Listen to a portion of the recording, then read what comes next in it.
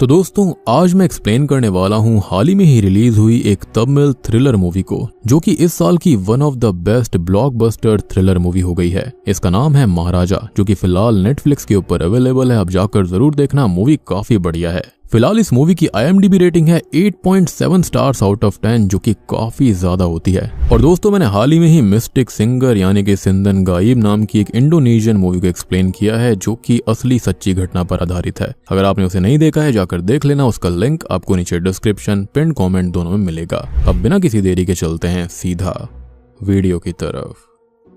कहानी की शुरुआत चेन्नई से होती है, जहां पर हम महाराजा नाम के एक व्यक्ति को देख पाते हैं, जो कि रम की सलून के अंदर काम कर रहा होता है। महाराजा एक छोटे शहर का मिडिल क्लास व्यक्ति है, जिसके परिवार में उसकी बच्ची ज्योति है, जिसे वो जान से भी ज्यादा प्यार करता है। अब इसी के साथ कहानी 2009 के एक फ्लैशबैक में जाती है, जिसके अंदर महाराजा अपनी बेटी के लिए टॉयज खरीद रहा था। उसकी पत्नी और बेटी उस टॉय शॉप के सामने वाले घर में ही बैठे हुए थे, जहां से वो अपनी पत्नी से उसकी पसंद का टॉय दूर से ही पूछकर उसे खरीद ही रहा था कि इतने में ही एक लॉरी रोड से डिसबैलेंस होकर उस घर के अंदर घुस जाती है। खैर अब सीन 2023 में आता है, जहां पर महाराजा अपनी बेटी के साथ एक अच्छी जिंदगी बिता रहा था। उसकी पत्नी असल में उस लॉरी वाले हादसे के अंदर खत्म हो गई थी, इसलिए अब परिवार के अंदर बस महाराजा और उसकी बेटी ज्योति ही बचे हुए थे। अब महाराजा के घर के अंदर एक लक्ष्मी नाम का डस्टबिन भी होता है, जिसे वो लोग बिल्कुल एक इंसान के जैसा रखते हैं, यहाँ तक कि उसे मंदिर में रखकर उसकी पूजा करी जाती है। अब ये बात काफी ज्यादा अजीब होती है, क्योंकि जिस चीज के अंदर कचरा फेंका जाता है उसकी पूजा करना बहुत ही अजीब बात थी।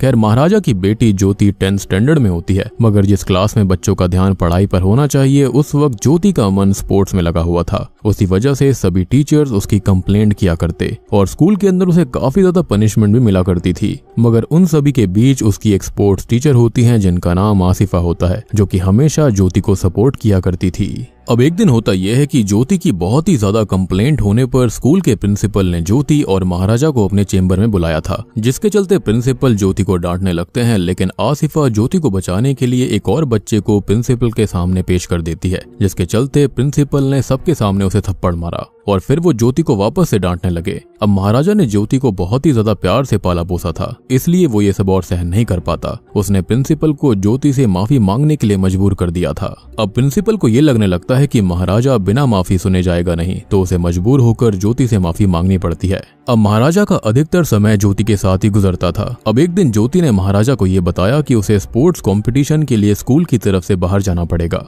खैर अगली सुबह वो बस से बाकी बच्चों के साथ चली भी जाती है। ज्योति के जाने से महाराजा एकदम अकेला हो जाता है। ज्योति के ना होने से उसका घर बिखर गया था और वो पागलों जैसा होने लगता है। एक दिन जब महाराजा सो रहा था तो उसके घर पर एक सांप आता है। वो महाराजा के ऊपर से भी निकल जाता है, लेकिन महाराजा इतना खोया हुआ था कि उसे कुछ भी पता नहीं चलता।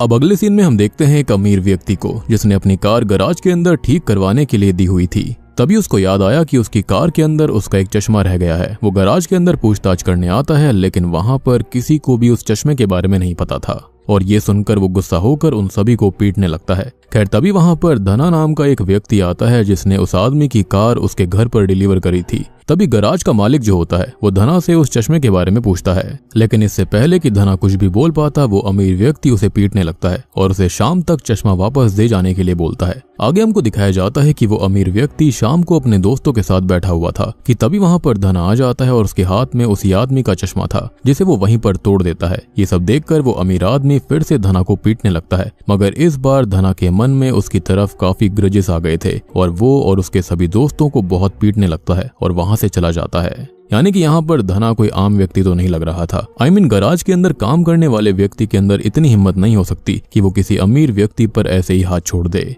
खैर अब सीन शिफ्ट होता है, जहाँ पर हमें महाराजा को दिखाया जाता है, जो कि पुलिस स्टेशन आया हुआ था। हमको पता चलता है कि महाराजा को काफी चोट लगी हुई थी, जैसे उसे किसी ने पीटा हो। तभी वहाँ का इंस्पेक्टर नल्ला शिवम उससे वहाँ पर आने का रीजन पूछता है, जिस पर महाराजा ये कहता है कि उसकी लक्ष्मी चोरी हो गई है। जिस पर वो पुलिस वाला रिपोर्ट बनाता है और उससे पूछता है कि लक्ष्मी उसकी थी कौन, जिस पर महाराजा बताता है कि वो असल में उसका डस्टबिन है। ये सुनकर नल्ला शिवम का तो दिमाग हिल जाता है। वो उसका मजाक बनाने लगता है और उसे वहाँ से जाने के लिए कहता है, मगर महाराजा सीरियस था और वो ये बोलता है कि जब तक उसे लक्ष्मी नहीं मिल जाती वो वहाँ से कहीं नहीं जाएगा। अब इंस्पेक्टर को इस बात पर गुस्सा आ गया था और वो महाराजा को पीटने लगता है और उसे जबरदस्ती बाहर निकालने की कोशिश करता है, मगर महाराजा वहाँ से टस से मस नहीं होता। और इसी बीच होता यह है कि स्टेशन के अंदर तोड़फोड़ भी हो जाती है। अब आगे हम वरदराजन नाम के एक पुलिस वाले को देख पाते हैं जो कि एक केस को सॉल्व कर रहा था। असल में एक चोर जो कि खुद पुलिस वालों से मिला हुआ होता है, वो एक आरडी ऑफिसर के घर पर चोरी करता है, जिसे वरदराजन खुद ही पकड़ कर लाता है, मगर असली की जगह नकली गहने उस आरडी ऑफिसर को दे देता है और खुद असली गहने रख लेता है। वो पुलिस स्टेशन जहां पर महाराजा आया हुआ था वो वरदराजन के ही अंडर में था। जब वरदराजन वहां की हालत देखता है तो वो महाराजा से उसकी कंप्लेंट के बारे में पूछता है, जिस पर महाराजा बताता है कि जब वो काम से वापस घर आया था तब 3 चोर पहले से उसके घर पर थे, जिन्होंने उस पर हमला किया और लक्ष्मी को ले गए। अब वरदराजन भी महाराजा से पूछता है कि लक्ष्मी है कौन, जिस पर वो बताता है कि वो उसका डस्टबिन है, जो कि उसके लिए बहुत ही ज्यादा कीमती है। अब वरदराजन उसे नया डस्टबिन खरीदने के पैसे भी देता है, लेकिन महाराजा को वही सेम डस्टबिन चाहिए था। अब वरदराजन गुस्सा होकर उसे स्टेशन से बाहर फिकवा देता है, पर महाराजा फिर भी नहीं जाता। तभी वरदराजन को ये लगता है कि जो आदमी उस डस्टबिन के लिए इतना कुछ कर सकता है उसके अंदर जरूर कोई खास बात होगी, और इसी के चलते वो महाराजा के केस को फाइल कर लेता है। अब वरदराजन अपनी टीम के साथ महाराजा के घर जाता है और इंक्वायरी करने लगता है, जिसके बाद हम सेल्वम नाम के एक चोर से मिलते हैं जो कि अपने साथियों के साथ मिलकर चोरियां किया करता था। वो लोग उन्हीं घरों में चोरी किया करते जहां पर कोई मर्द ना हो, और चोरी करने के बाद वो हमेशा औरतों के साथ में सेक्सुअल असॉल्ट करते थे। खैर आगे हम देखते हैं कि सेल्वम एक शादीशुदा व्यक्ति होता है जिसके परिवार में एक बीवी और एक छोटी बच्ची थी, और ये जो सीन है ना वो 2009 का है, यानी कि जहां पर हमें सेल्वम के बारे में बताया जा रहा है, और ये सेम वही टाइम होता है जिस वक्त महाराजा की बीवी भी खत्म हो गई थी।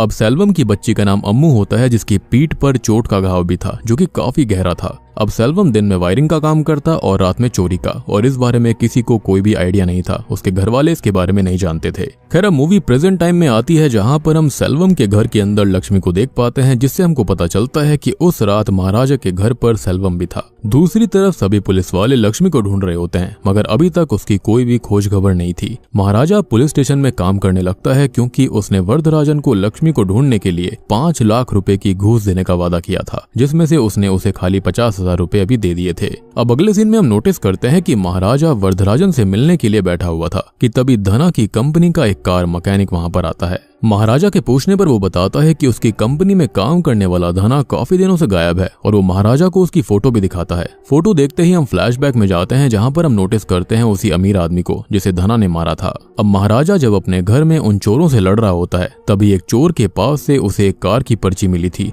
जिसके मालिक का पता लगाते हुए महाराजा उस अमीर आदमी के पास गया, और हम देखते हैं कि धना के वहां से आने के कुछ ही समय पहले महाराजा वहां पर आया था, और जब वो धना को वहां पर मारपीट करता देखता है तो महाराजा को उस पर शक होता है और वो धना का पीछा करने लगता है। ये देखकर धना अपने कुछ साथियों को बुला लेता है और वो सभी मिलकर महाराजा को मारने लगते हैं। बातों ही बातों में धना महाराजा को पहचान लेता है और उसे बताता है कि वो उसके घर में भी चोरी कर चुका है। ये सुनते ही महाराजा उन सभी को बहुत ही बुरी तरह मारता है और धना की बैक पर कुछ देखने लगता है, जिसके बाद धना उसे बताता है कि उस दिन उनके साथ एक पुलिस वाला भी था जो कि उस चोरी में शामिल था, इसलिए महाराजा कुछ नहीं कर पाएगा। जिस पर महाराजा गुस्से में आकर उसका गला ही काट देता है, और क्योंकि धना ने ये बोला था कि उस चोरी में एक पुलिस वाला भी शामिल था, इसलिए महाराजा पुलिस स्टेशन आया हुआ था। उसका असली मकसद तो उस पुलिस वाले को ढूंढना था जो कि उस रात उसके घर पर था। एनीवेज अब हम देखते हैं कि सब तरफ ढूंढ लेने के बावजूद भी जब पुलिस को लक्ष्मी नहीं मिलती तो वो एक नकली लक्ष्मी बनवाने के लिए जाते हैं। अब तभी सीन 2009 की तरफ आता है जहां पर हम सेल्वम को देखते हैं जो कि अपने साथी सबरी के साथ में चोरियां किया करता था। खैर अब उसकी बेटी का आज बर्थडे होता है, इसलिए वो अच्छा दिखने के लिए महाराजा के ही सलून के अंदर जाता है, जहां पर वो अपनी बीवी को बताता है कि उनकी बेटी को वो सोने की चेन गिफ्ट करेगा। लेकिन होता यह है कि शेविंग कराते समय ट्रिमर की बैटरी खत्म हो जाती है, तो महाराजा बैटरी को लेने के लिए बगल वाली दुकान पर जाता है। लेकिन इतने में ही सेल्वम का दोस्त सबरी उसे कॉल करके बताता है कि यहाँ पर उनकी चोरियों के बारे में अखबार में छप चुका है और वो एक्सपोज हो चुके हैं। सेल्वम उससे बात करके फोन रख देता है कि तभी वो नोटिस करता है कि उसके पीछे महाराजा खड़ा हुआ था। अब सेल्वम को ये लगने लगता है कि महाराजा ने उसकी सारी बातें सुन ली हैं, लेकिन महाराजा कोई रिएक्शन नहीं देता क्योंकि उसने ऐसा कुछ सुना ही नहीं था। जिसके बाद सेल्वम जल्दी जल्दी अपने घर चला जाता है। इधर महाराजा नोटिस करता है कि सेल्वम की जो सोने की चेन थी वो वहीं पर रह गई थी, जिसको देने के लिए महाराजा उसके घर जाता है। लेकिन ऑब्वियस सी बात है कि पुलिस वालों को सारी चीज पता चल गई थी कि सेल्वम चोरी करता है। अखबार के अंदर चोरी की भी खबर आ गई थी, तो सबरी को तो शूट करके खत्म कर दिया जाता है और सेल्वम को अरेस्ट कर लिया जाता है। अब सेल्वम को ये लगता है कि शायद से महाराजा ने ही उसकी बातें सुनी थी और वही पुलिस को लेकर वहां पर आया, और इसलिए वो मन ही मन में महाराजा से बदला लेने का ठान लेता है। लेकिन यहाँ पर महाराजा तो खाली उसकी चेन लौटाने आया था। खैर मूवी फिर से प्रेजेंट टाइम में आती है और हम देखते हैं कि नकली लक्ष्मी यानी कि डस्टबिन बन चुका होता है, मगर यहाँ पर चोर कौन बनेगा, जिस पर वरदराजन ये सोचता है कि हमेशा की ही तरह किसी पुलिस के ही आदमी को चोर की तरह पकड़ लिया जाएगा और बाद में उसको छोड़ देंगे, क्योंकि ये वो पहले भी कई बार कर चुके थे। इसलिए यहाँ पर नल्ला शिवम को ही चोर बना दिया जाता है। अब वरदराजन महाराजा को कॉल करता है और उसे एक बार फिर से पुलिस स्टेशन आकर अपनी कहानी बताने के लिए बोलता है। अगली सुबह महाराजा पुलिस स्टेशन आता है और फिर से कहानी सुनाने लगता है। यहाँ पर कहानी का एक बड़ा राज सामने आता है। महाराजा बोलता है कि वो रात 10 बजे अपने घर पर आया था, पर असल में वो घर पर था ही नहीं, बल्कि ज्योति घर पर आई थी, जहाँ पर वो चोर पहले से ही छुपे हुए थे, जो कि 3 लोग थे, जिसमें से एक वो पुलिस वाला भी था जो कि अभी महाराजा के लिए लक्ष्मी को ढूंढ रहा होता है, यानी कि नल्ला शिवम। जी हाँ, और दूसरा था सेल्वम, जो कि जेल से छूटकर महाराजा से अपना बदला लेने आया था। और यहाँ से हमको पता चलता है कि अभी तक जो भी सेल्वम के बारे में बताया गया था वो सारी चीजें पास्ट में हुई थी, यानी 2009 में, और प्रेजेंट में वो खाली अपना बदला लेने आया था। अब ज्योति इन सारी बातों से अनजान अपने घर पर कपड़े बदल रही थी, जहां पर ये तीनों उसको देखते हैं और फिर वो उसके साथ में गलत काम करते हैं और महाराजा के आने से पहले भाग जाते हैं। ज्योति की बहुत ही बुरी हालत हो गई थी। इधर वरदराजन जब उस पुलिस वाले को ये कहानी बताता है, यानी कि नल्ला शिवम को, तो वो डर जाता है और सेल्वम को तुरंत ही कॉल कर देता है। अभी तक नल्ला शिवम को ये लग रहा था कि महाराजा को कुछ नहीं पता, मगर अब उसे डर था कि कहीं लक्ष्मी को ढूंढते हुए वो न पकड़ा जाए। अब इधर सीन फिर से पास्ट में जाता है, जहाँ पर उसी रात जब महाराजा अपनी बेटी के लिए स्पोर्ट शूज लेकर घर आ रहा था, तो घर आकर वो अपनी बेटी को इतनी बुरी हालत में देखकर शॉक्ड रह जाता है और उसे तुरंत ही हॉस्पिटल लेकर जाता है। ज्योति की हालत काफी खराब होती है, जिसे देखकर महाराजा काफी ज्यादा दुखी हो गया था और वो बहुत ही ज्यादा रो रहा था। ज्योति अपने पिता से ये कहती है कि उसके साथ ये सब करने वालों को वो ढूंढ कर लेकर आए, और उसी के बाद से महाराजा इन तीनों चोरों को ढूंढने लगता है। खैर अब कहानी में प्रेजेंट में आगे दिखाया जाता है कि वरदराजन और उसकी टीम उस रात के सीन को रिक्रिएट करने के लिए महाराजा के घर जाती है, जहां पर वो ये सब कर ही रहे होते हैं कि तभी महाराजा एक बहाने से सभी पुलिस वालों को गले लगाता है और तभी उसे नल्ला शिवम मिल जाता है, जिसकी बैक पर चोट का निशान था, और महाराजा समझ जाता है कि ये वही आदमी है जो कि उस रात उसके घर पर आया था, ज्योति के साथ गलत किया था। अब इससे पहले कि महाराजा कुछ कहता, वरदराजन बोलता है कि वो उसको नहीं छोड़ेंगे, जिस पर महाराजा को कुछ भी समझ में नहीं आता।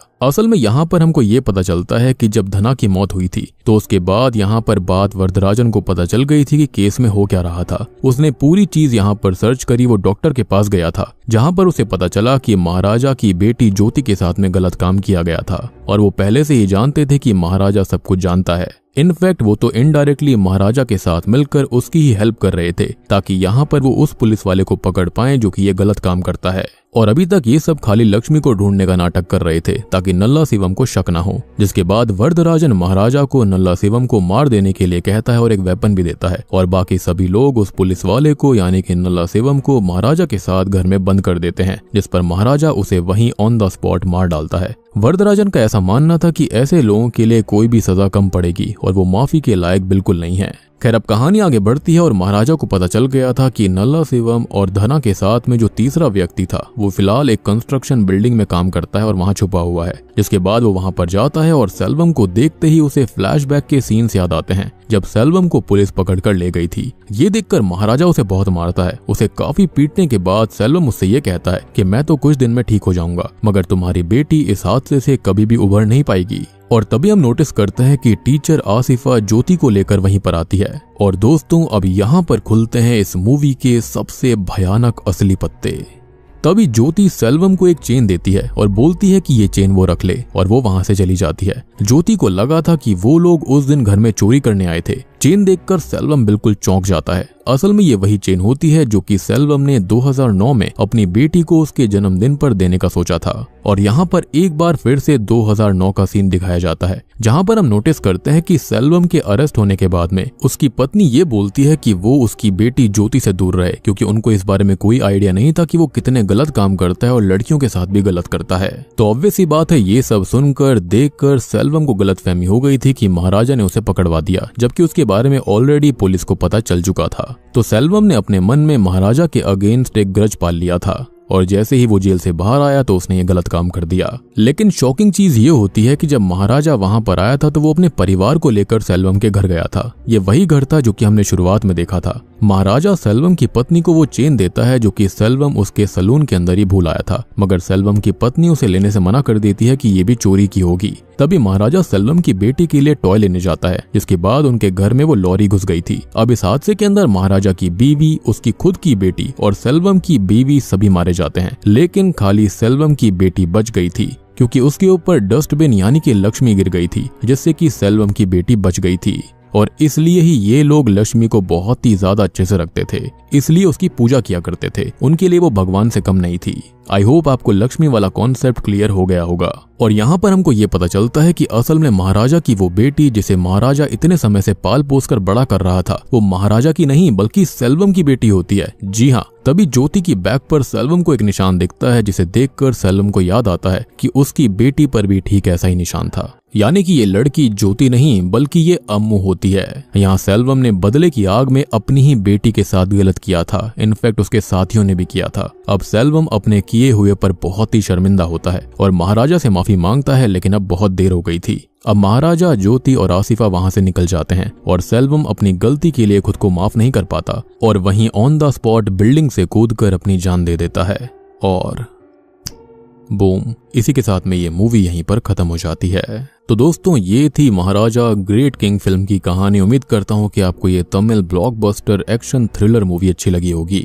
ये जो मूवी है वो तमिल फिल्म इंडस्ट्री की 2024 की सेकंड हाईएस्ट फिल्म बन चुकी है, यानी कि इसने काफी बढ़िया पैसे कमाए। 20 करोड़ में ये मूवी बनी थी, इसने अभी तक 110 करोड़ रुपए कमा लिए हैं। मूवी काफी बढ़िया है, काफी ज्यादा दिल को टच करती है, एक्शन सीन्स, एक्टिंग काफी जबरदस्त है। बाकी यहाँ पर सारी चीजें मैंने आपको ऑलरेडी समझा दी है, आपको सारी चीजें समझ में आ गई होंगी। फिर भी अगर आपका कोई डाउट है तो आप कमेंट सेक्शन में पूछ सकते हैं। तो वीडियो पसंद आई हो तो लाइक कर देना, चैनल के ऊपर नए हैं तो सब्सक्राइब कर लीजिए। बाकी आप लोग कमेंट करके बताना कि आपको ये फिल्म कैसी लगी। तो मैं आप सबको मिलता हूँ अगली वीडियो के साथ में, तब तक के लिए